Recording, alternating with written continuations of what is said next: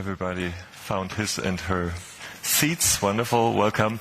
I'm very happy to have you all here on the panel. I think it's an extremely important topic that we are going to discuss, turning commitment into capability, European security in a multipolar world. It's a panel about the big challenge of these times for the continent and the question whether we find answers on the challenges of the present. And I'm delighted to have a wonderful panel here on this table.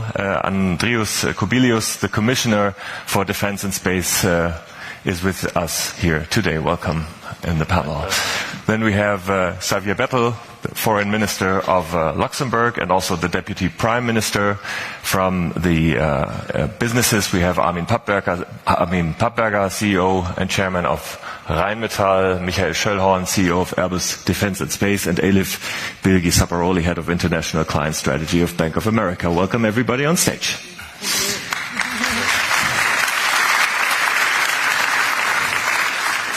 Mr. Commissioner, I want to start with you, because you carry all the weight on your shoulders to find a definitive answer on most of the challenges that Europe is facing in geopolitical, a changing landscape that we're facing right now. Is it too heavy, or do you feel like you can find solutions? Well, first of all, thanks a lot, really, and pleasure to be here. Second, on heaviness, I was in my political life 2 times Prime Minister during the crisis. Now I am, here as Commissioner also during some kind of defense crisis. So for me, not so much new, But definitely, if to speak more seriously, we understand what challenges we are facing, all of us, not only the Commission, but also Member States. And those challenges are coming from the threats which are well known, which are very clearly evaluated by our intelligence services, that Russia, that Putin can be ready to test Article 5 during the next 3 or 5 years. And that is why we need to build our defense capabilities very rapidly in order to be ready to defend and to deter. Now our defense capabilities are not at that level which we would be happy to have. If to listen to what NATO Commander on Transformation, Admiral Pierre Bondier, have said, that new capability targets are by 30% bigger than the previous one from 2021, but the previous ones we managed not to fulfill by 30% also. So simple arithmetic is saying that we are at the moment around 52% of what we need to have. And we are ramping up. We, as Commission, we were looking for how to create possibilities. First of all, financial possibilities with the safe loans, with industrial policy instruments like EDIP, with some bureaucratic simplification measures. So we are moving ahead. Now the time is for what I call delivery, and that will depend very much, again, how we shall use those opportunities for contracts, for production, for procurement, and that is why industries, Rheinmetall is doing great, good example, and Germany is doing great, good example to all others, and I think that we can really mobilize ourselves and to achieve what we need to achieve. Xavier Bettel, there are critical voices from the member states who say, well, do we really need a commissioner on that topic? What's your point of view? We need to find enough jobs. We have so many commissioners. No, joke by side. I think when we started the new commission, the threat from Russia was there. And it was important to do coordination. We have just opposite to me the boss of Airbus. Airbus is a success story. We just, in the make-up room, had discussions that in defense it's more complicated, but when we see that France, Germany, UK and Spain, I think, were the countries at the beginning who decided to have Airbus, today it's the biggest competitor of Boeing. But when his job it's to coordinate defense for 27, and we have 27 economic interest of countries who are not that much interested to put things in common. I just want to remind the European Union at the beginning was steel and coals. where we realized that we should put them together to be more successful. And so why shouldn't we also think to have different components of a production of a European weapon who could be produced in different countries or pieces and then composed? I'm not a specialist, maybe it doesn't work, they will tell me, but it's just the fact that we speak global but we act local, because everybody has his own interests, his own economic, his own industry. And when I see the United States, they have, don't quote me now that is exactly, but they have 5 guns and 5 helicopters, and we have 27 guns, 27 helicopters, and so even the interoperability is more difficult between the North and the South, but also the research is more expensive for 27 different research centers. So I think his job will be to put them together and to explain to them that maybe the national cookie will be smaller today, but that the biggest European cake will be much bigger tomorrow. And that's something we need to have in mind. But for the moment it will be difficult. There are too much national interests, from my point of view. Absolutely. And then we have the businesses that probably look at these questions of consolidation at the end, of focusing. And I am assuming, Armin Papperger, as CEO of Rheinmetall, you're probably rather optimistic when it comes to a European focus on defense manufacturing. We do it at the moment, and I 100% agree that this is really important to scale up. So we need bigger numbers, and with bigger numbers we are able to produce cheaper, to be more efficient, and at the end of the day we have to deliver. But how is it possible? How can we do that? There are always different ways. One way is a political way, and we tried it in different areas over the last 20 years, and it was not so successful to have this political thing. A positive signal was for sure what we did on the Airbus side, but the big piece is the civilian piece, and this is the biggest piece, not the military piece in this area. On the military side there are still national interests. If you see what's going on with the fighters on the French side, Airbus side, there is Sweden, etc., etc. What we tried to do is, and we made another way, we stepped into the market. And what we did, and we started with the ammunition side, is to be a market leader here in Europe and to do it via the market side. And on ammunition side, we have at the moment between 60 and 70% market in Europe. So is that a consolidation? And we did it with governments. And we produce in 10, 12 countries very soon ammunitions. So we are Europe. We are European company. The governments love us because we do it together with the governments. We create jobs, not in your country at the moment, but maybe very soon. And the other thing, we made a consolidation and we created numbers. And I think that's very important. And I missed that way over the last 20 years. We did it now the last 3 years after starting the war, and I think it's a good way. There's also a strong will to create multinational projects, and Mike Schoellhorn, I think you're in the middle of these efforts. Just explain to us, why is it, I mean, we are all aware there are national interests, but why is it so hard to finally bring together a project like FCAS, which seems so important to... Start with that question right away. Why not, I would say, right? Why is there not enough focus, it seems, between Paris and Berlin to say, okay, come on, we know what the challenges are, we're going to find solutions together? Well, if we really want to start with that big question first, then I would say there's probably multiple parts of the answer. But I would say, as Armin has said before, if you largely start with a political idea only, chances are you're going to stall on the industrial side potentially, at least if it's not perfectly matching afterwards. So I think what was created in 2017 as a political marriage between Germany and France, with some arrangements of who should be leading what, MGCS and FCAS, and then pulling the industry in, and then having different views of what leadership means and what collaboration means is not easy. So I would say, I'm not giving up on FCAS as a system because it's needed. Now, How and who will build it, that's another story.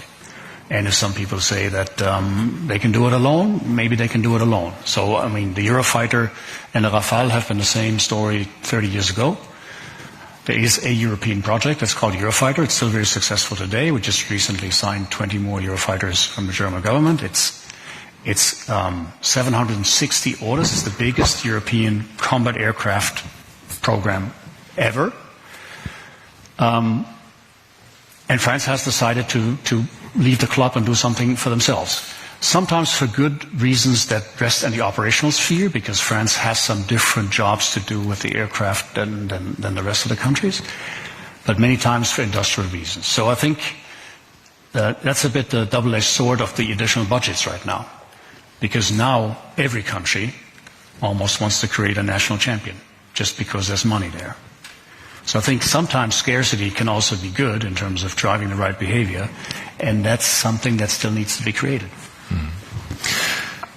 The question that I'm sometimes wondering is, and I heard, I found very smart sentence yesterday from a colleague who said, successful multinational projects were the ones that were based on needs, and unsuccessful multinational projects were the ones based on sort of a broad political idea, but the actual need wasn't there. Is there some truth in it? That's maybe a smarter way of what I try to get across in a more lengthy way. Yes, there should be, first of all, an operational need. I mean, if you build something that your air forces don't need, you're not going to be successful. But then you shouldn't start on the idea, we have had so little collaboration between France and Germany, so let's finally find something that we can make successful, because that's maybe not the right start. Elif, Zapparoli, you're representing the finance side, and obviously when we talk about stepping up investments, I mean, your side is coming into play as well. I mean, is Europe prepared on that level for the challenges ahead? Thank you. Maybe let me complement some of what's been said with some data from a financing perspective. So I think last year the European spend on defense was around 340 billion euros. If you look at the medium-term 3.5% of GDP target, I think that means another 360 billion per annum. So it will double the yearly spending, right, Commissioner? You're of course very aware of this, to around 700 billion. If we were to take 5% of GDP, that is another 700 billion. So that will take the annual spend of EU to a trillion. So numbers are large, right? So I think that's important to realize, because this is potentially one of the largest financing projects that we're facing. What are some of the good things that have happened over the last year? Number one, I think, and we see this everywhere, sense of urgency. And that sense of urgency is very strong. Everyone realizes there needs to be independence, there needs to be competence, there needs to be technology, and we see it with our corporate clients, we see it with investors, and that's huge. We didn't have that a few years ago. I think that's number one. With that came some technical changes that may look unimportant, but in reality are very important. Number one, change of taxonomy. That defense is no longer anti-sustainability and anti-ESG, if you will. This is very important because it will allow a lot of institutions, including ourselves, to be able to finance this field. That's big. Also, several years ago, we used to think of military as, the so-called sin stocks, that these are stocks that are financing conflict, etc. No more. So that's also important because it brings a group of investors, global investors, into this. So that, I think, is very helpful and very recent. With that came a lot of private sector investment into this field. And there was a reference of it in the first panel today, it's this concept of dual purpose. It's that realization that military tech, defense tech is deep tech. And then you can have a lot of dual use, dual purpose. That means it could be both military and it could be civilian, and then you could have a much higher market for that, and again it can bring in a lot of investors. We've also seen formation of certain public side investors, for example the NATO Innovation Fund, which I think started with $1 billion, now is $2 billion. That's also very helpful because that plays the role of an incubator. So we're seeing things in the last year or two that we hadn't seen in a decade. Very promising. But again, I want to take it back to my first statement. Numbers are big. So I think in order to fulfill that, we need even more instruments. We need more capital markets usage. This can't be just the bank balance sheets. But I can say so far so good from a financing perspective. But still more European approaches, European focus needed on the financial level as well. We're talking about a common financial market and all these challenges. There's a lot to do still, right? For sure, because the whole capital markets, and again it was discussed in the first panel, you need depth, you need liquidity to be able to finance large sums. And Europe today has a number of markets that are smaller. So, of course, not just for defense, though. I mean, the concept of a capital markets union or a savings and investment union is something that's relevant for, I think, all financing needs of Europe. We have the defense roadmap from the European Commission as a very recent initiative. Drone initiative is mentioned as one of the aspects, but also obviously by 2030 to have more European independence on that level. Do you believe a focus on drones is something that is, one of the main parts, or is it something we're thinking of currently because we're so, sort of monitoring what is happening in Ukraine? Well, it's roadmap is very important. It's very important document for mobilizing ourselves. We put very tough timetables, timelines, what we need to achieve for different capabilities, also flagship projects, including drones. Drones, of course, the problem is very well known from the war in Ukraine. Recently, with those provocations against Poland, for example, 20 drones, have shown two things. One is that technologically we have some gaps. We cannot detect drones, and we do not have cost-effective means, to destroy drones. So that's one thing. But second, also, what is very important, that again, very human, problem, that we needed a real provocation to trigger us to start to do something serious. The question always is why we were not able to react and to prepare ourselves during the last 2 years for that. So this is one thing. Definitely the countries which are frontier countries, they have maybe, stronger feeling of threats and challenges. They were talking about that. They were developing another flagship project, like we call now Eastern Flank Watch, which has also a very important element of drone wall. What we call now, we change the title again. Not everybody understood what does it mean wall. So we are good in Brussels to change titles very quickly. But content is the same. But you want to stick to the idea? Sorry? You stick to the idea? Yeah, absolutely. It's not only in frontier countries what we understood, that we do not have capabilities to detect drones and to destroy them. The same we have seen in Copenhagen. The same we have seen around airports in Germany and so on.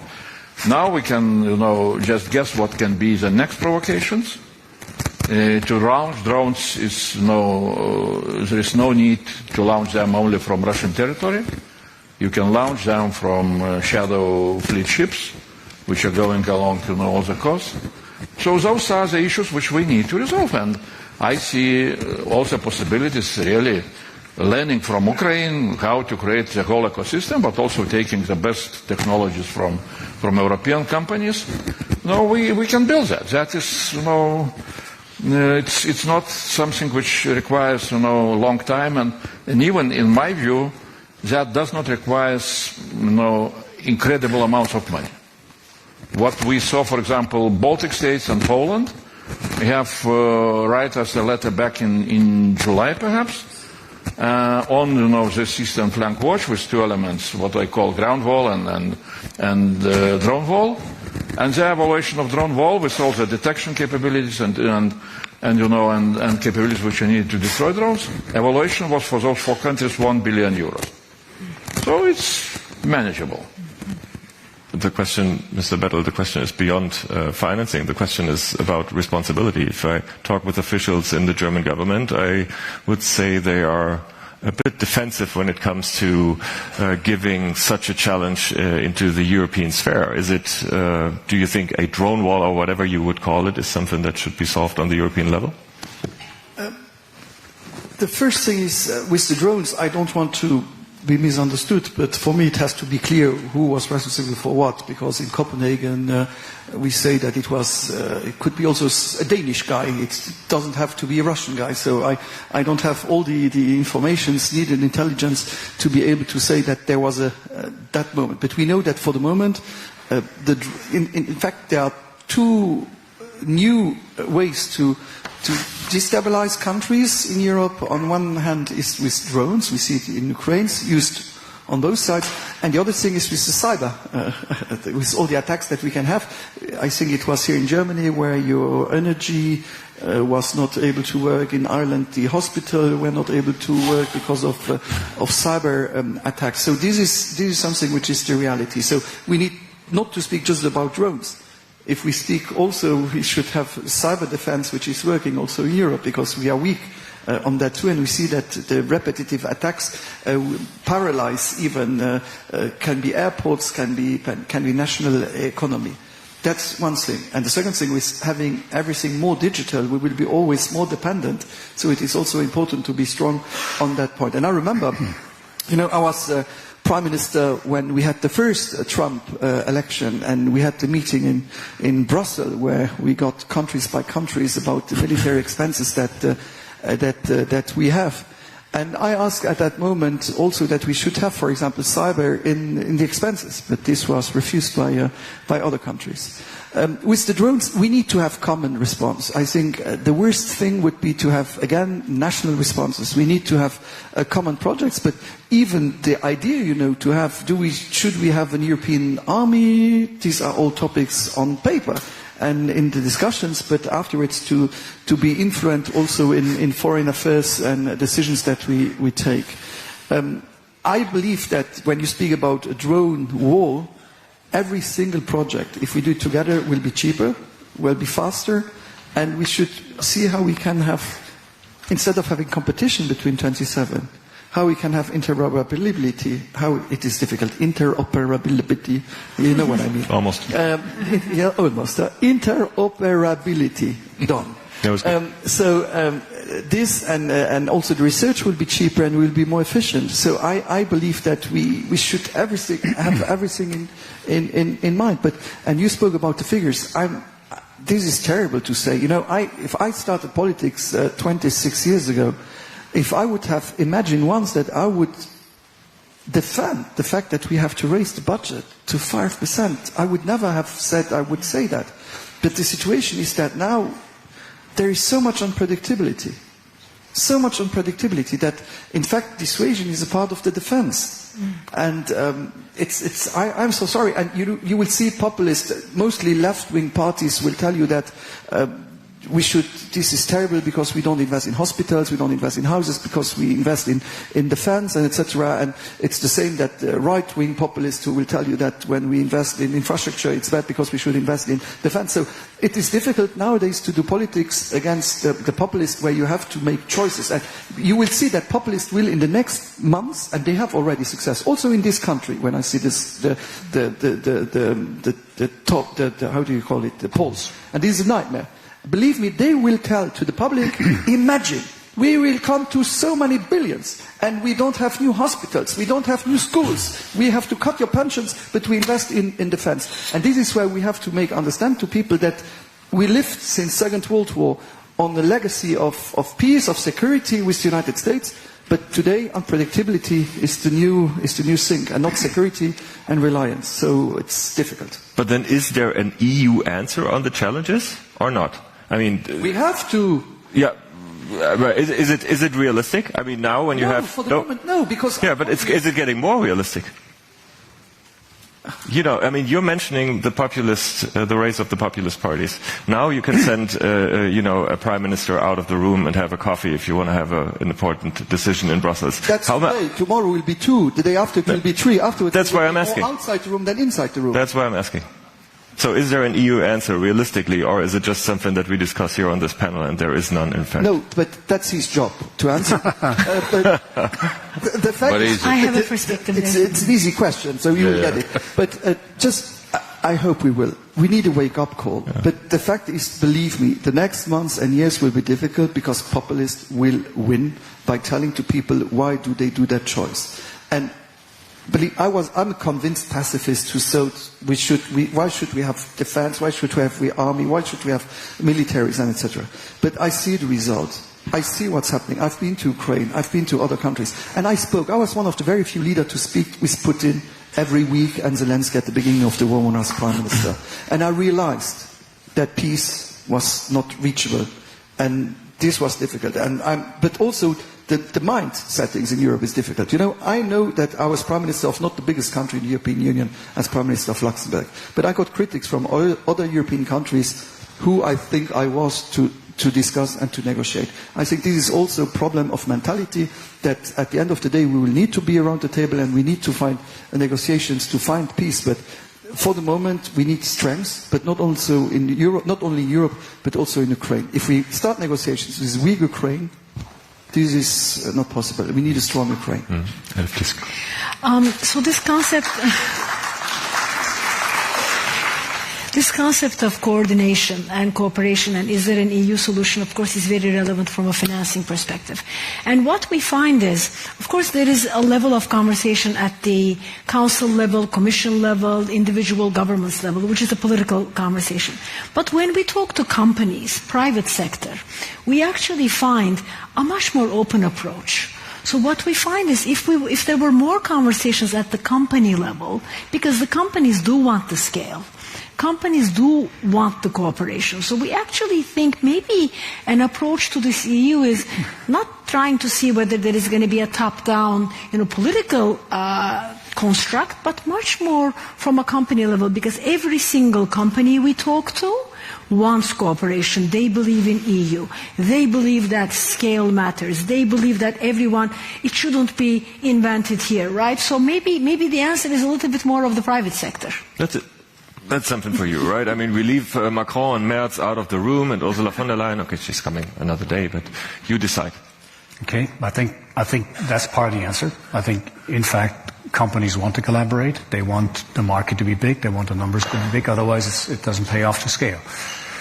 So then there's a part of me that says if the EU did their job in terms of providing the regulatory framework that makes it simple and you don't have to just change every time that you go to a different country and you have a slightly different set of the same rule, maybe linking it to the previous discussion, that would already be progress in itself. And I think the EU is trying to tackle that.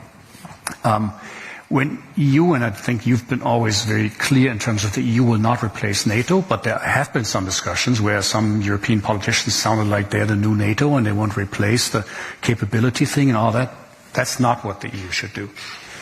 If the EU could help, if we want to tackle the question of we want to turn money into security by ramping up and producing enough and having capacity, then we need a strategy of what does this mean, who should be doing what should we be buying from others, what should we want to produce ourselves because of technology reasons or whatever, or security reasons.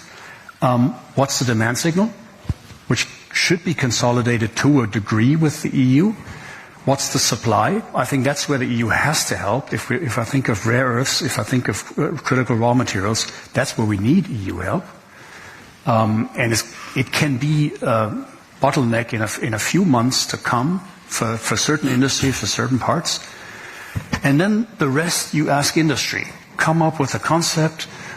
What is the minimum high number that you need to have this capacity? We give you some framework. We give you some replenishment numbers. Not only about producing something, it's about being able to replenish and to scale in case of a conflict. And then I think we'll get there. Maybe one last thing, a little provocative. What I fear the most is the next discussion about a European army.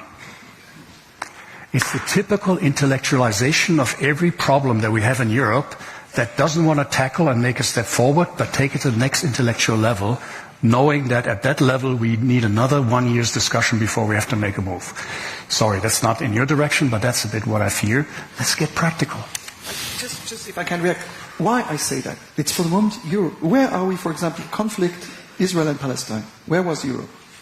Where are we now with Ukraine and Russia? What was Europe, you could ask? Because we're weak. No, but if we want to be strong, we need also to have answers. Mm-hmm. And an army can be a part of the answer. Of course, security keepers can be. But so we don't need to have one or the other volunteers. So that's the reason why I say that it's an idea. I don't want to start a war, but it's to have also a strength. And for the moment I'm sorry to say, I'm convinced European, but for the moment we are nowhere present. I'm sure if the meeting in Budapest would have been taken place, now it has been cancelled if I'm right, I'm sure that some Europeans just waited for an SMS from Viktor Orban to get invited.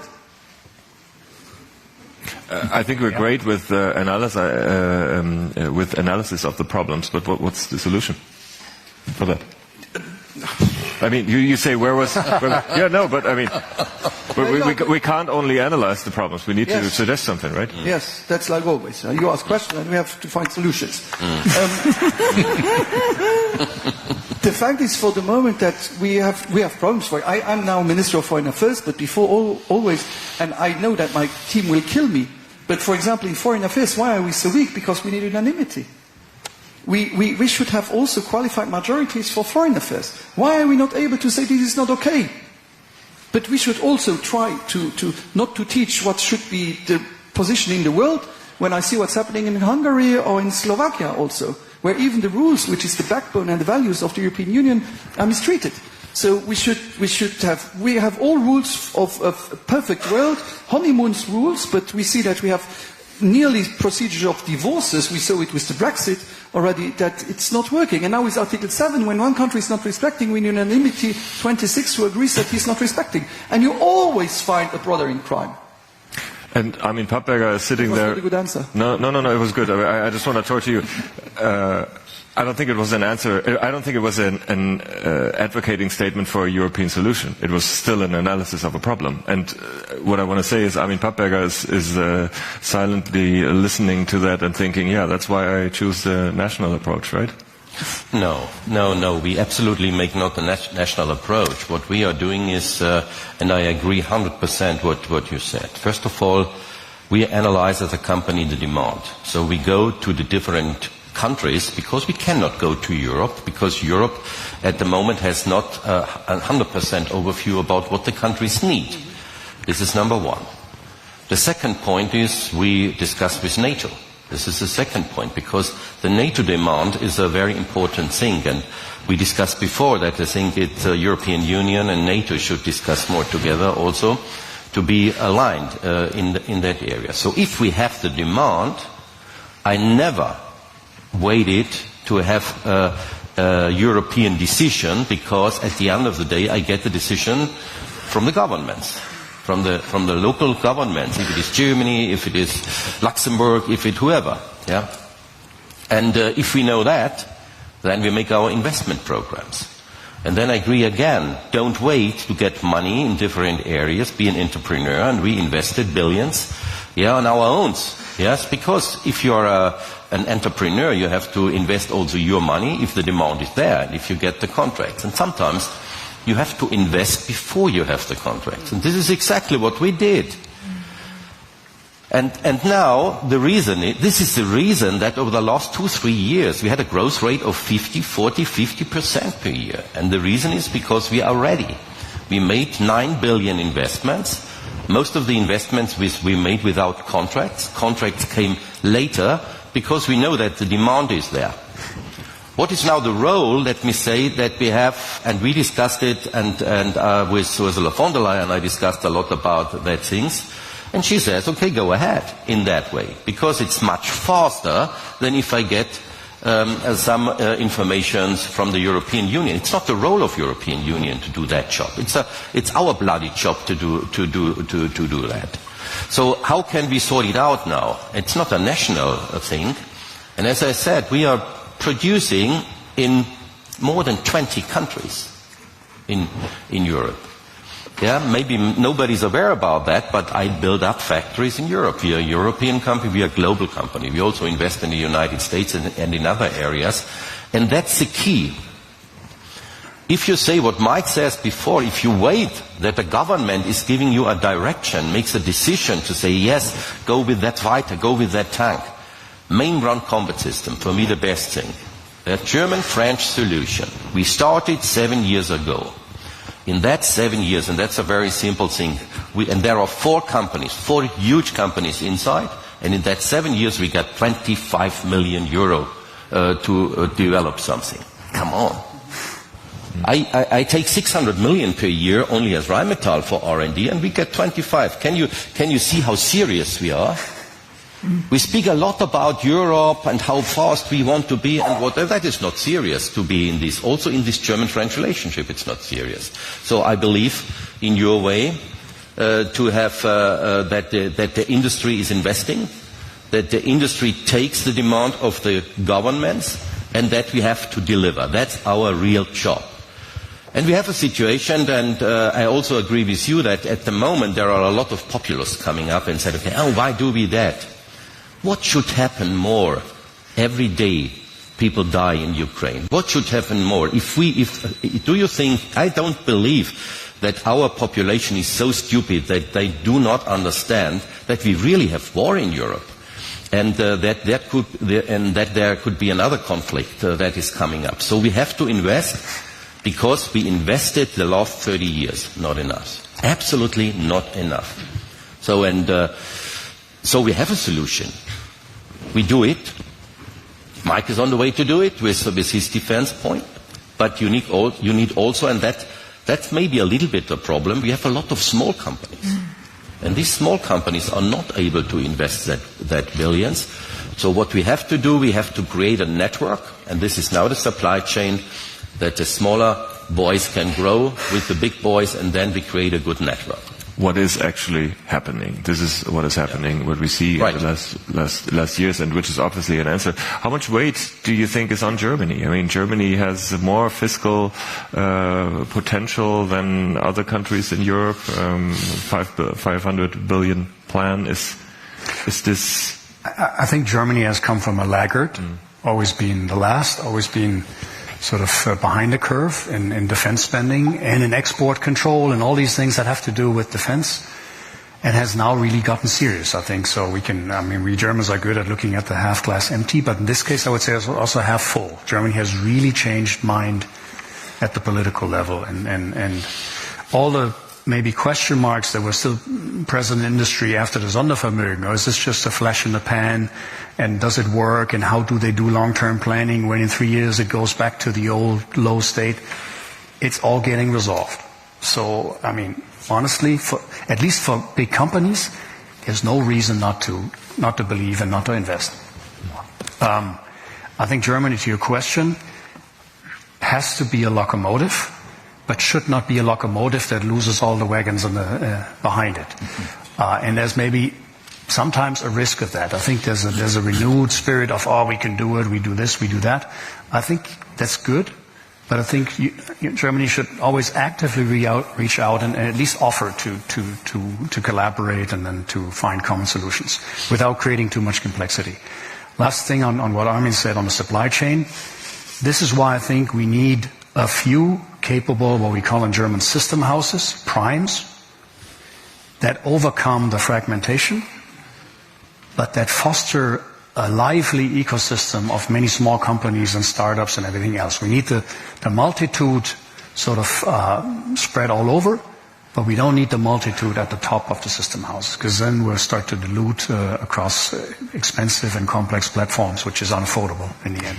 If I can follow up on what Armin and Mike said from a very practical perspective, I think what are the implications and what we can do as the financial sector?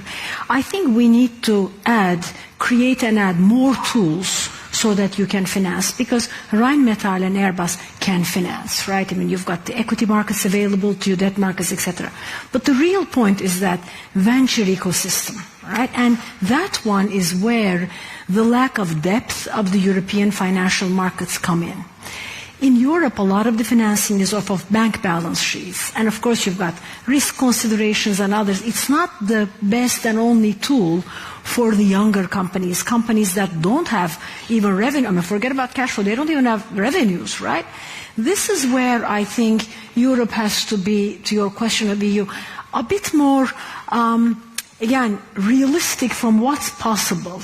And that is a question of incentives, maybe accounting, maybe mark-to-market. I mean, it has to be very practical. And also I want to add, in financial markets there is this concept of leverage, which is with $1, how much additional dollar can you create, which is something very important. In Europe, this doesn't exist much because you directly lend. $1 is $1. But if you create a guarantee mechanism, with $1 of a particular guarantee, you can bring in $10 other. So this is this whole concept of securitization. This is this whole concept of tail or sovereign risk guarantees that, this morning we heard from, for example, from EIB. Wonderful institution. They're doing direct lending. But maybe there could be within this defense conversation more of a guarantee scheme so that you have really public and private partnership. Again, I'm coming back, $1 trillion a year. This is going to require, I think, a lot of private capital markets money to be funded. Mm-hmm. I would like to open the floor. We have young voices here in the audience, and if I am not absolutely mistaken, it's in that direction. And I would like to open the floor and start the questions with one of the young voices and everybody else who would like to bring up a question that we might not have discussed yet. Please prepare mentally, and I'll try to find the fingers afterwards. Please, and maybe introduce yourself briefly. This doesn't work.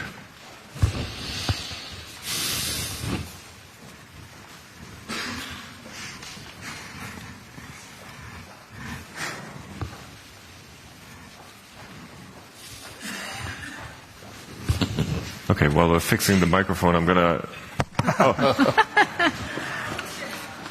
Mr. Foreign Minister, I'm a bit suspicious. You don't want to answer critical questions anymore. Hey, I'm Sophie. I'm one of the young voices. I'm from Germany. And I'm very happy to be part of the program. It's a great opportunity. And my question would be, so Europe is spending more and more on defense than ever.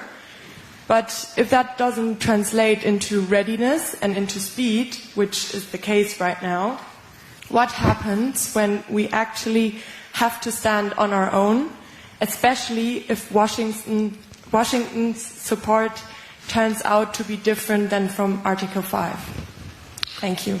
Okay, big question. Do you want to direct it to someone in particular? I don't know.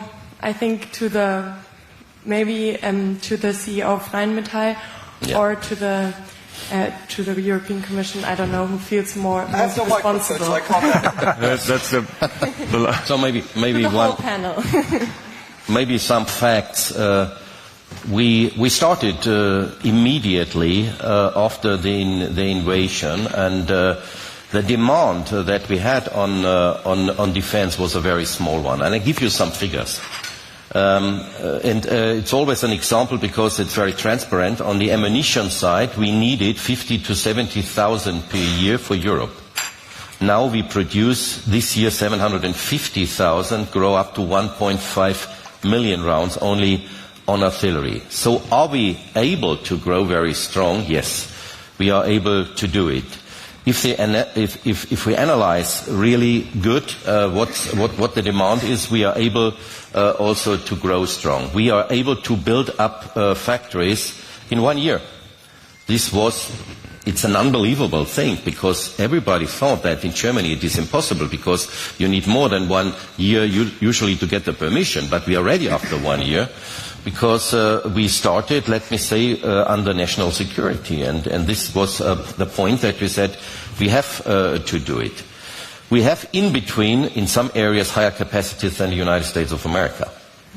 Can we do that in everything? No, absolutely not, because we cannot invest in all the things. But at the end of the day, I think we will have a a very strong progress, and in 27, I personally believe that we are on a level of 60 to 7% of the target that we want to reach. You haven't answered, which is fair, the Article 5 question, because it's a NATO question, obviously, but it's a relevant one for European countries in case that something like this, which we all hope will not, but in case something like this will happen. Do you believe that Europe is ready to tackle that challenge? Well, first of all, I believe in NATO and Article 5, so that's first one. But for Article 5 to be effective, really, we need to invest into our capabilities, because at the end, this is capabilities question. Do we have no capabilities to bring for Article 5? And because European defense is built on collective defense concept. So my country, Lithuania, is investing now 5% of GDP into defense, but we understand very well that we can be, ready with that amount of financial resources, with Rheinmetall coming and building factories, to defend ourselves, let's say, 10 days, according to NATO standards. And we expect that NATO will come. And NATO is, it has collective capacities. So that is why each member state should invest. That is what I'm always saying, that defense is a solidarity implementation. That's one thing. Second, what President Niinistö reminded us in his very important report on preparedness, that we need to be prepared for whatever can come. That there is article in European Treaty, in Treaty of European Union, Article 42.7, which demands mutual assistance in the case of aggression. And some experts are saying that this article legally is stronger even than NATO Article 5. So what we need to do and what we are planning to do, really, to put very clearly legal language, how we are ready to implement that Article 42.7 in the case of whatever can come. So a lot of things which we need to build. We never were thinking, definitely, that we were always believing that peace is forever. And now we need to change our mentality, our approach. We are calling this period of time defense readiness, which is, like Mark Rutte is saying, we are not at war, but not at peace either. This is a different period of time. And we need to take care, we are talking here, definitely, now it's most important is capabilities. But what I call those are, this is related with material defense readiness. We need to take care also about two other issues. Institutional defense readiness, how we are organizing ourselves. How we are realizing Article 42.7, and about political defense readiness. Because you can have, weapons, modern weapons, but you have no shortage of political will to defend yourself. Because, for example, populists or whatever, are coming into the power. But again, I believe here that we as Europeans, we can do the job. And even for me, it was positive news when we are now implementing so-called safe loans, and here again we are showing quite a unique speed in decision making. We started preparation with the safe loans perhaps in May. Now the money will come, 150 billion money will come in January, February. So never that was happening in European history. And when we looked into the list, which member states are asking money to develop their defense, among the first 5 top countries was, for example, Hungary. Hungary wants to develop their defense capabilities. The question is, why they see the threats.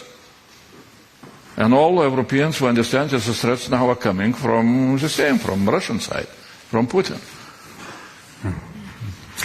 Maybe just to add to the question, I don't want to be too harsh, but I understand the concern behind it, but every time I hear the question, can we rely on the US? Are they going to leave us alone? Article 5.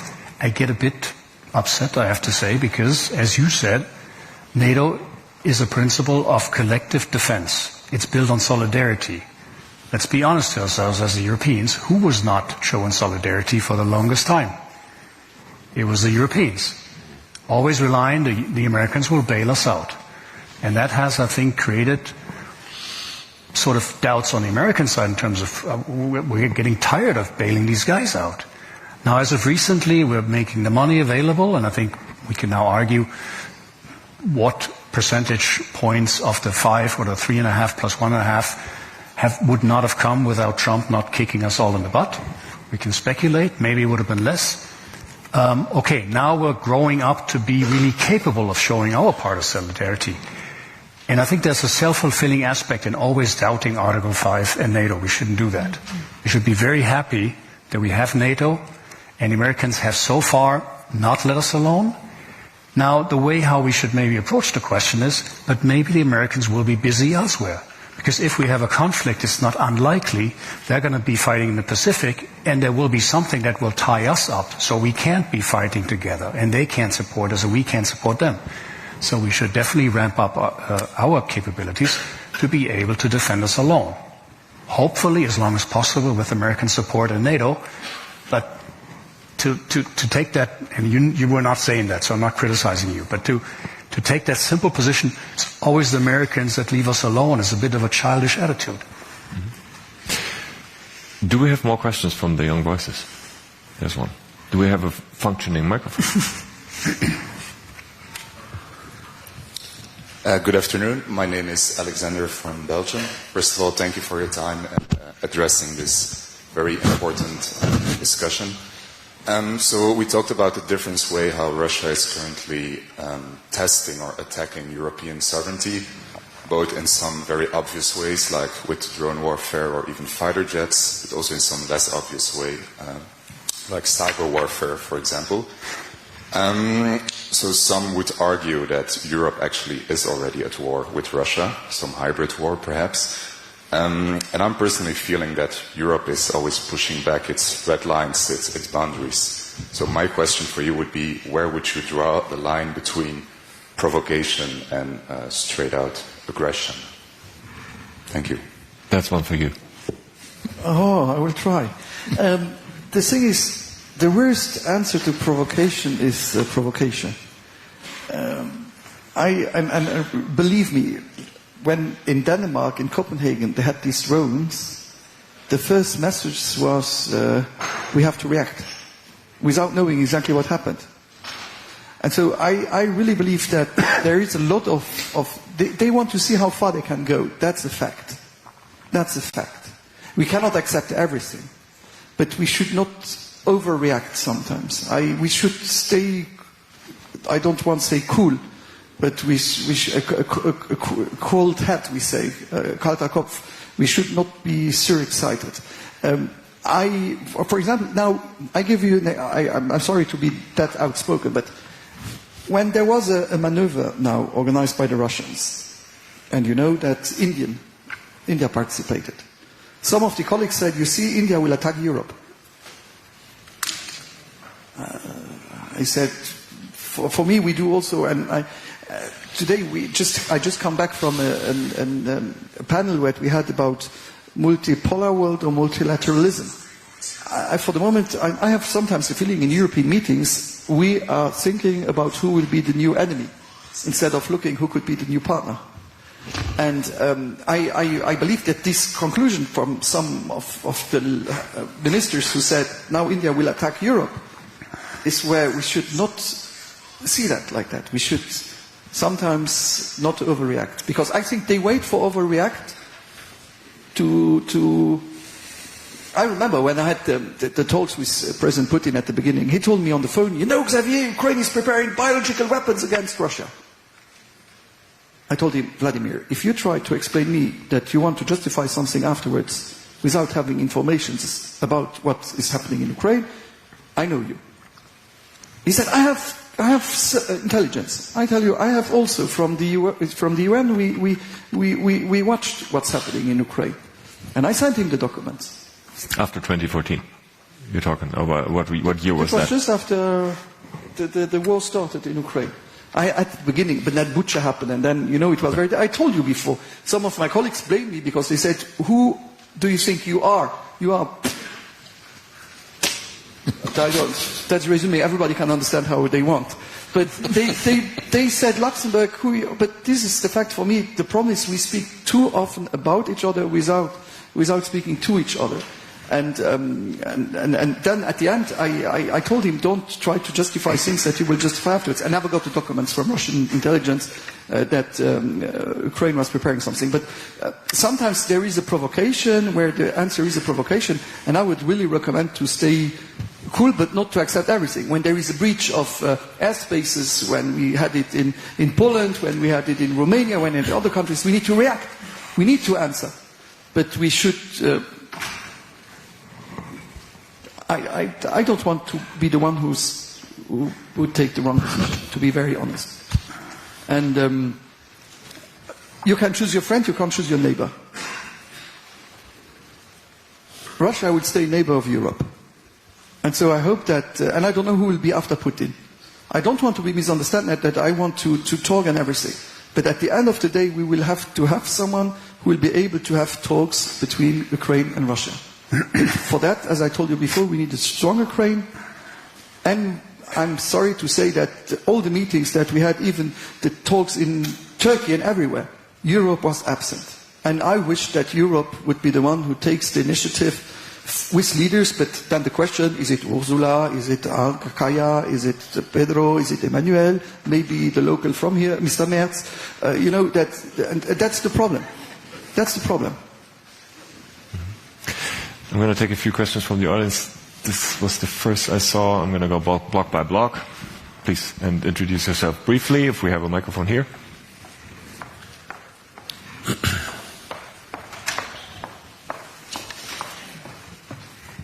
Hi, my name is Jörg Haas. I'm with the Heinrich Böll Foundation, but speaking in my personal capacity. I think the problem is not Article 5. It is the fact that we are being blackmailed by our allies.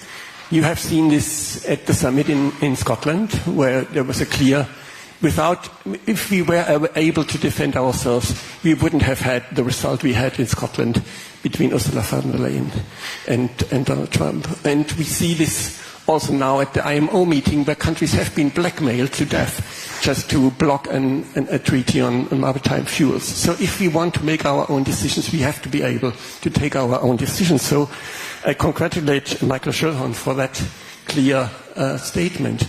Now the question is, are there plans to be able to defend ourselves independently? Are there plans to develop the capabilities that at the moment are exclusively provided by the US? And how long will it take to deliver these capabilities? Is the industry ready, Rheinmetall and Airbus? And is the political leadership ready? We want to be ready. The point is, as I said, the growth rate is very strong that we have at the moment, and the investments are also very big. Is it possible to do everything in 1 or 2 years? No, it is not possible.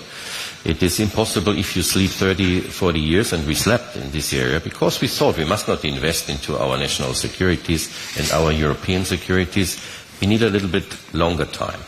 The second point is we have to make a prioritization.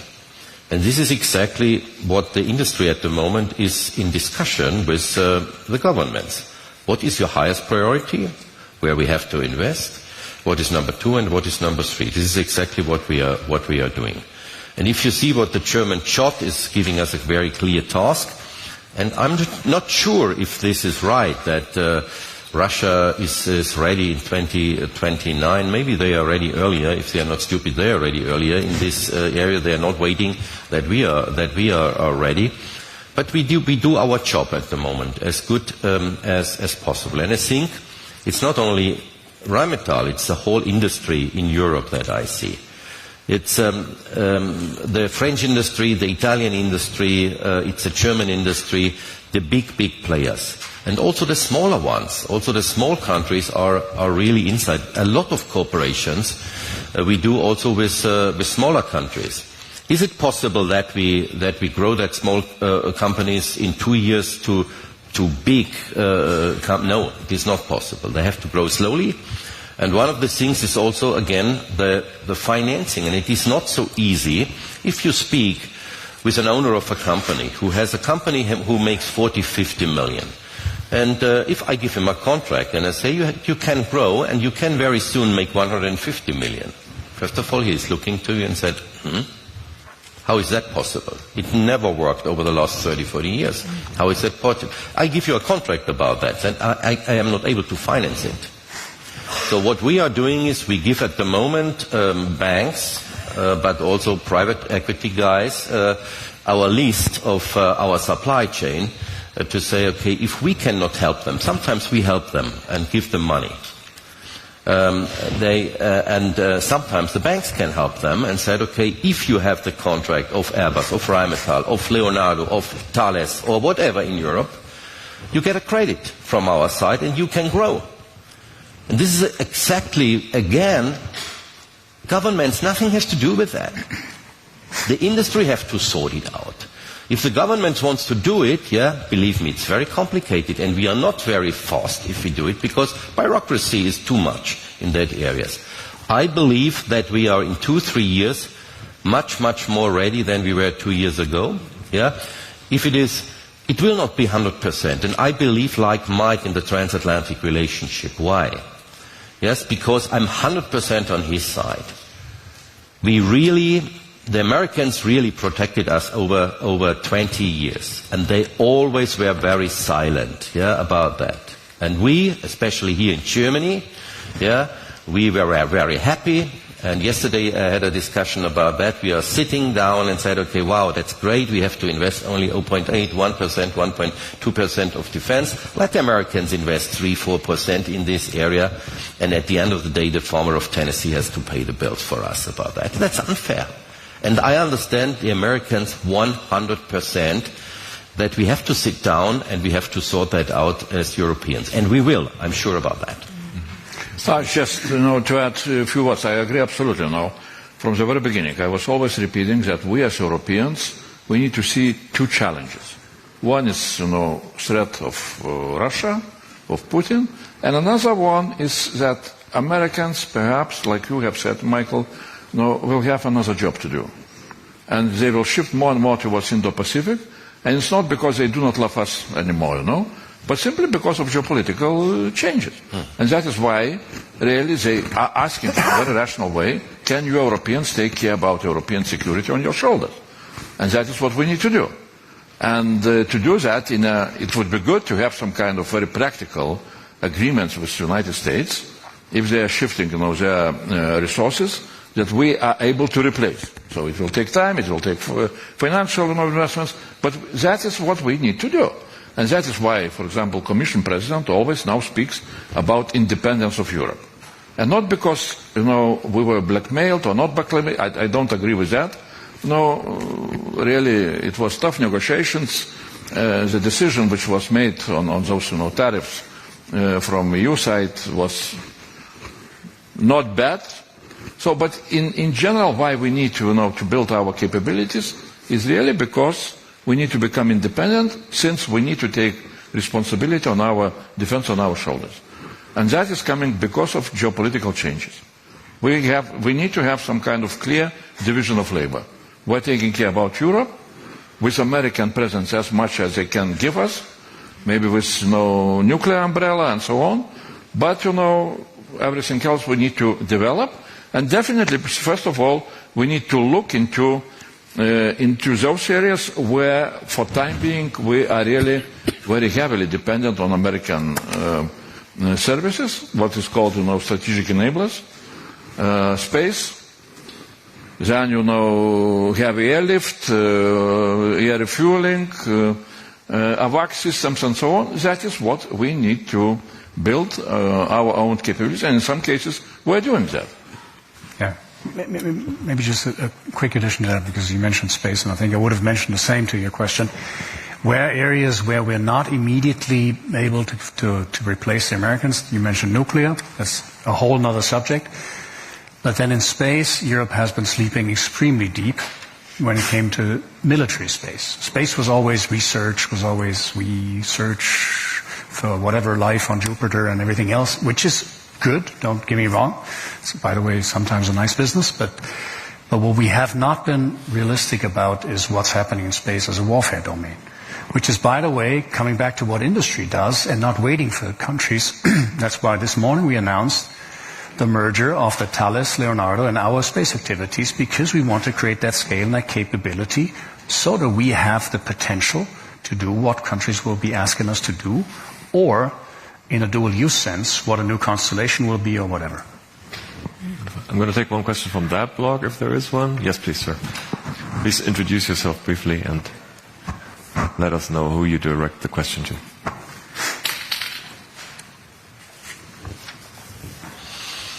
Thank you very much for a very insightful session. My name is Farouk Yusuf Yabo.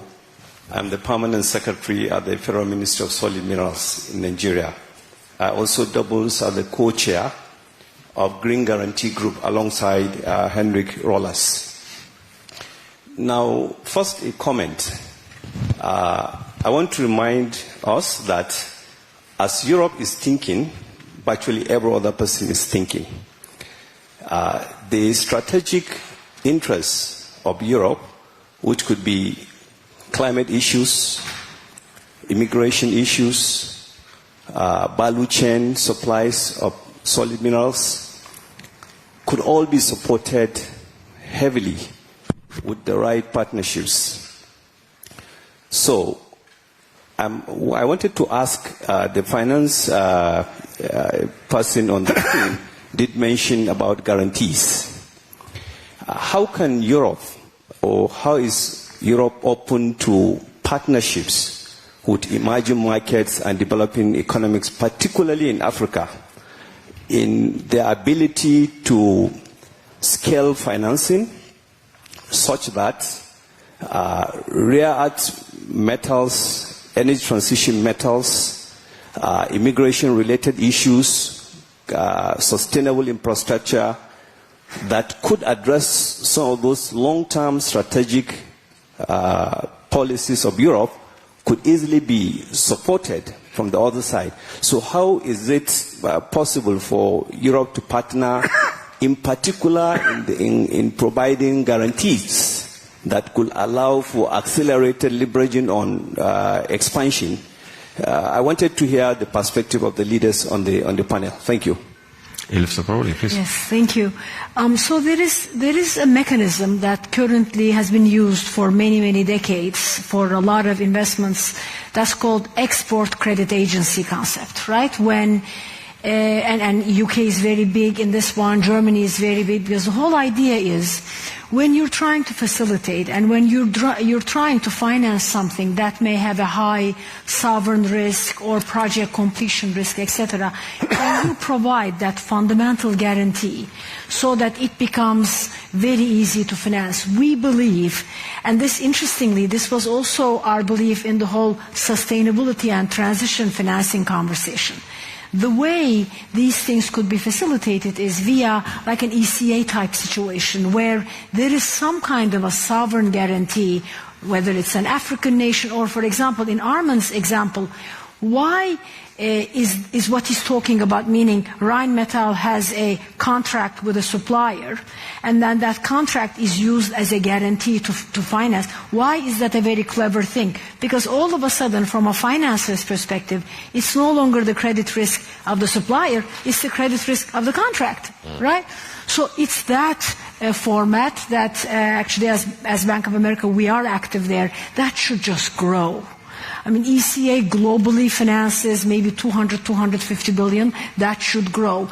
And this is something all export agencies can do. So, yes, there is an answer to that. And again, I think it's this clever partnership between some assistance from sovereign institutions, but really the private sector. Mm-hmm. So I will take one more question from this blog, please.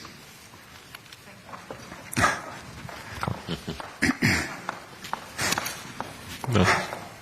You're going to keep yours. It might be your answer. Yeah. You didn't do your job, Xavier. My name is Rheinmetall. I'm a visiting fellow at Columbia University and a former Director General at the European Commission. Several of you spoke about dual use, but there's, of course, dual use today is very different from dual use in the past, where military applications where it used to be going to civilian applications. Today it's exactly the other way around. It's innovations developed in the private sector that have spillover into the military. So I completely agree that the private sector, and by the way, not just the large companies, but also the startups, need a much more prominent seat around the table, because so much of what is the technology frontier resides in the private sector now. And that leads me to two questions. Number one is, what gives you confidence that our public procurement agencies have any idea where the technology frontier in defense lies, especially given that the innovation cycle now is, for instance, in drones, just sometimes a few weeks or months, right? So everything's happening very fast. My second question is, and it's a little bit with the benefit of hindsight, we seem to suggest the more we spend, the more defense and the more security we have. I have been through the digital transformation and the clean tech transformation. I can assure you, Europe has spent hundreds of billions of euros on these priorities with close to nothing to show for. So my question is, what gives you confidence that when we talk about 800 billion or 1 trillion, that at the end of this we will really see better defense and more security? Who feels like, yeah, please, Mr. Commissioner.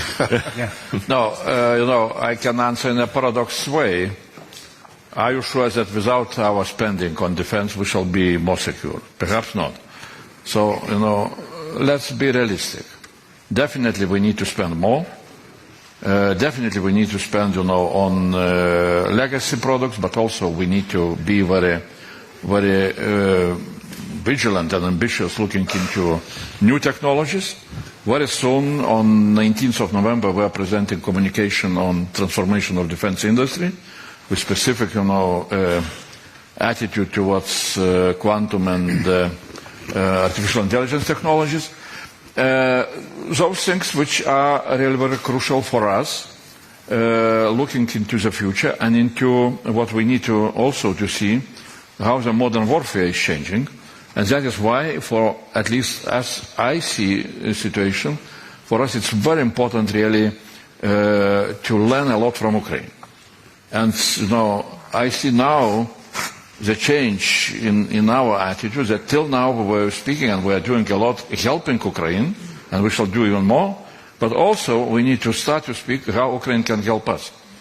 And with, for example, with forthcoming EDIP regulation, which we finalized negotiations, European Defence Industry Programme, we shall have the whole chapter on Ukrainian defence industry integration with European defence industry. And sometimes I ask myself, to whom that is more important? To Ukrainians or to us? And my answer is that to us it's really very, very much important. Maybe I can say it's a very important question, and I 100% agree with you. We should not spend money for something that we don't need.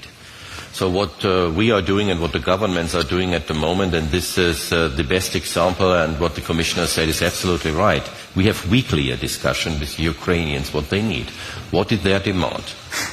And it's easier for the bigger companies to make that discussions than for the small ones, because we have more people. And what we then do is, if we don't have these technologies also in-house, we cooperate with startups. But there are two different ways which are going at the moment. And there are sometimes narratives that the people said, okay, startups will solve everything. Yeah. The big problem they have is they don't have the capital and they don't have not the production lines. So we have to do, first of all, we have to look to our customers, and the customers at the end of the day are the generals who take responsibility to protect our countries. It's even not the minister, because the generals tell them what they really need to fight, and they have to win the fight to protect us. So if you get weekly that information from people who at the moment in war, it's very helpful, number one. The second point is, sometimes there are wishful thinkings to say, okay, wow, that would be great, and there are also a lot of startups. I'm discussing a lot of that. We are investing not a lot, but between 30 and 50 million per year into startups. We buy shares, we buy minority shares, we let them go first, and sometimes, like BlackNet, this was the last thing, we take over 51%, and we still let them go in that areas. I think that you are 100% right, that we have we must be very, very careful about that things, how we spend the money. But we should be also very careful not to be too slow. Because the biggest problem we have at the moment is how fast we are able to deliver. And if we go into R&D phases, we deliver nothing. If you say we need 10 years to deliver something, because there is one guy who needs this and the other guy who needs that, but we are not ready in 3 or 4 years. So we must combine it.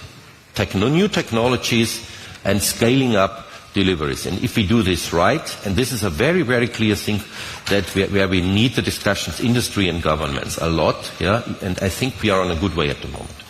As much as I would love to continue the discussion, when the clock starts being red and has a minus in front, we have to wrap it up, unfortunately.